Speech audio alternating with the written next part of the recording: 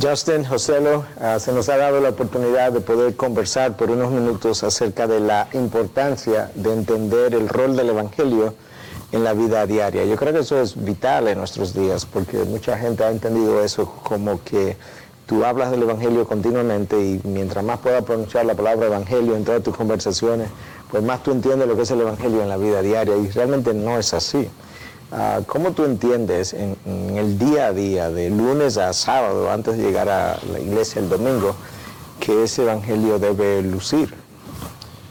Pues yo crecí en una tradición donde el Evangelio realmente solo era para mi conversión. Entonces yo me volví cristiano por medio del Evangelio, y de ahí ya era una oportunidad para portarme como se debería portar un cristiano, y no realmente entendía el impacto, igual como está diciendo, del Evangelio el día a día. Entonces para mí en particular lo que eso ha significado es que el Evangelio se vuelve el lente por medio del cual yo veo todo lo que yo hago. Es el lente por medio del cual yo veo a Dios mismo, que mi relación con Dios ahora es muy diferente por medio del Evangelio, que yo no estoy en condenación, que yo tengo la justicia de Cristo, pero también el Evangelio es el lente que por medio del cual veo todas las relaciones a mi alrededor, veo las distintas cosas en que yo estoy involucrado en mi vida, que el Evangelio cambia el lente por total que estoy viendo la vida, que antes se trataba de mí, y ahora entiendo que se trata principalmente de Cristo y lo que Él ha hecho por mí. Bueno, el apóstol Pablo, cuando escribe a los Corintios y se refiere a la nueva criatura, dice: ya no consideramos a nadie según la carne. Yo creo que Pablo está haciendo referencia justamente a ese cambio de visión o de cosmovisión acerca de cómo vemos la vida a partir de cuando el Evangelio nos ha tocado. José, ¿cómo tú ves eso? El Evangelio es aquello que, como decía Justin, informa todo lo que hacemos. Yo creo que empieza desde el domingo, que somos parte de una comunidad de creyentes redimidos por el Evangelio, por lo que ha hecho Cristo, y eso nos impulsa y nos lleva a vivir diariamente para la gloria del Señor.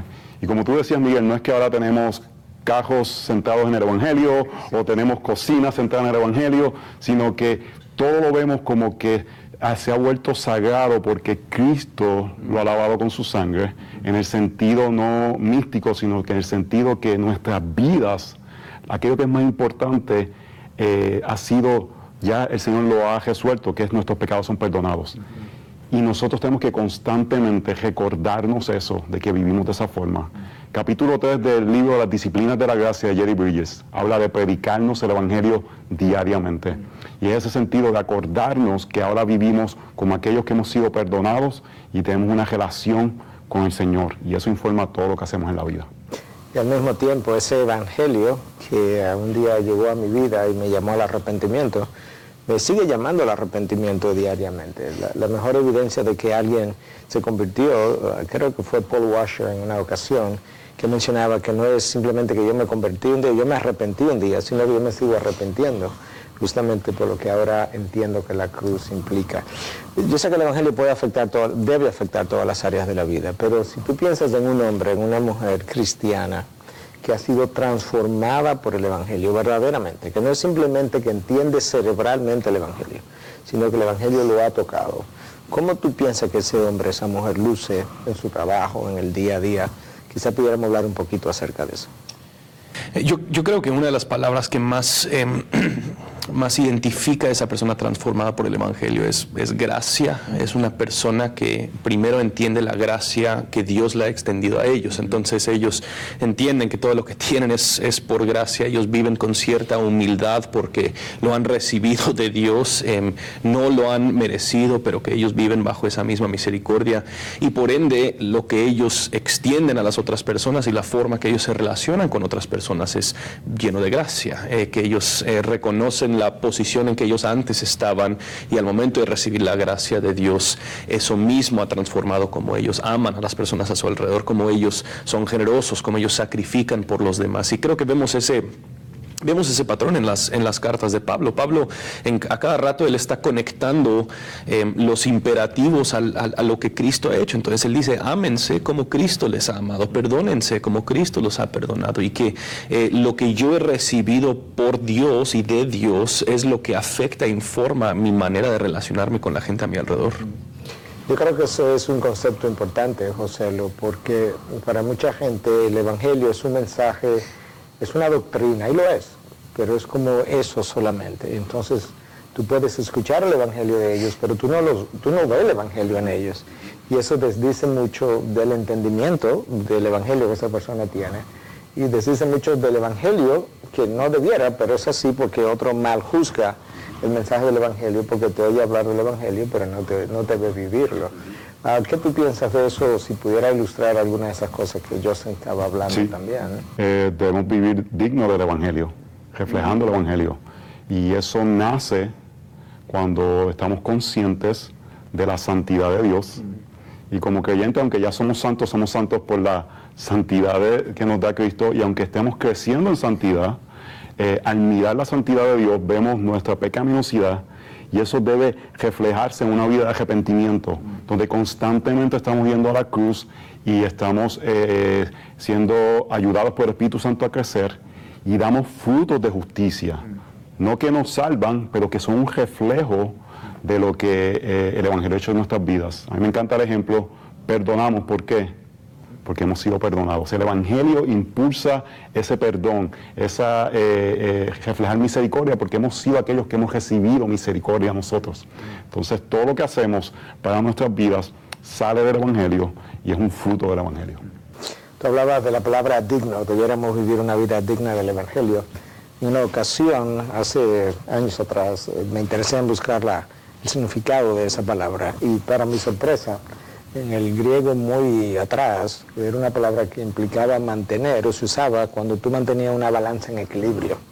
Entonces, de ahí me surgió la ilustración. Si miras una balanza, y esta es nuestra vida, de este lado aquí está el Evangelio en este caso, pues nosotros debiéramos vivir una vida que sea como del mismo peso para que esta balanza se mantenga, y entonces estamos realmente adornando la doctrina, adornando el Evangelio, como Pablo instruye, que nosotros debiéramos, a los siervos debieran adornar la doctrina, para que esa doctrina pueda lucirle atractiva a aquellos que le ven. Cuando tú piensas en un cristiano profesional, del tipo que sea, que va a trabajar el lunes, y piensas en el Evangelio en su vida, ¿qué son algunas cosas que pudiéramos hablar de esperar ver en él, o quizás algunas cosas que tú le recomendarías a la hora de vivir su Evangelio? ¿Cómo debe ser él un profesional distinto al profesional que no conoce el Evangelio, por ejemplo? ¿Qué piensas, Justin? Bueno, yo creo que una de las cosas que le da al que ha entendido el Evangelio, que el Evangelio le da, es una esperanza enormemente fuerte en cuanto al futuro y lo que nosotros esperamos como cristianos ver en el futuro, cuando vemos a ver todas las cosas una vez más reunidas bajo la autoridad de Cristo. Entonces yo creo que eso significa que yo como cristiano tengo una cosmovisión de millones y millones de años, lo cual implica que yo no tengo que tomar mis decisiones en mi trabajo según la presión que yo siento en este momento, o según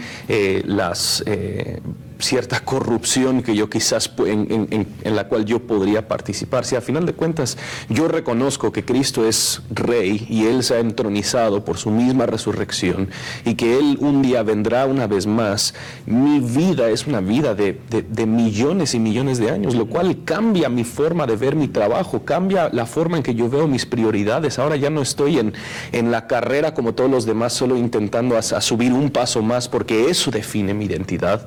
Ahora mi identidad es, soy un hijo adoptado por el Rey de Reyes, yo vivo en Él en mí, y yo puedo priorizar mi vida según esas verdades, en vez de lo que usualmente manda y guía las decisiones de los que no han captado y entendido el Evangelio. Tu trabajo, tu salario, tu posición, tus logros no necesariamente te dan la identidad, ya no más, por así decirlo. José, nos queda muy poquito tiempo. ¿Qué tú podrías decir para cerrar? Sí, yo creo que en esa parte de la semana del trabajo, un principio es que estamos en los 500 años de la Reforma, que la Reforma trajo el sacerdocio de todos los creyentes.